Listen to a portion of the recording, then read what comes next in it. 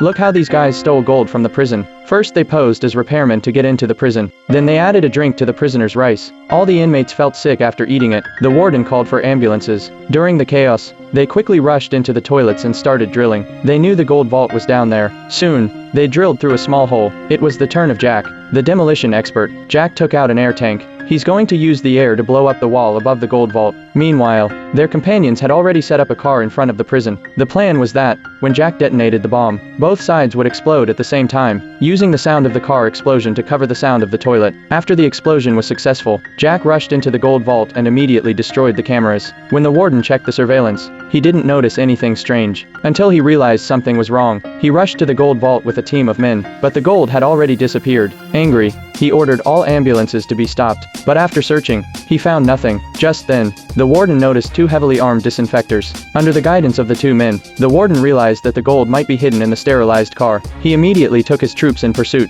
He chased them from the city to the desert. Unbeknownst to him, the driver of the sterilized car was the prince, who had excellent driving skills. He dodged arrests all the way, and drove all the way to the border before stopping. The warden caught up with them in his car, confident that he was on the verge of finding the gold. But when he opened the trunk, he froze. He realized that it was all an elaborate scheme. It turns out that from the moment he entered the prison and saw the Big Red Eagle, the Grand Theft Auto boss had changed his plan. He used the Big Red Eagle in the prison and made a mold of the same size. He melted the gold and poured it into the mold, and made a golden statue. Then they painted the gold statue with the same color of red paint. Finally, they cleverly disguised themselves as repairmen. They took the gold away from the warden's eyes. When the warden learned the truth, he pulled out his gun in anger, ready to strike. He was suddenly surrounded by soldiers. The warden then realized that this was the border. He was caught in a trap. What made him more desperate was that the rogue band had already donated the Golden Eagle to UNICEF. Once again, they have successfully robbed the rich and given to the poor.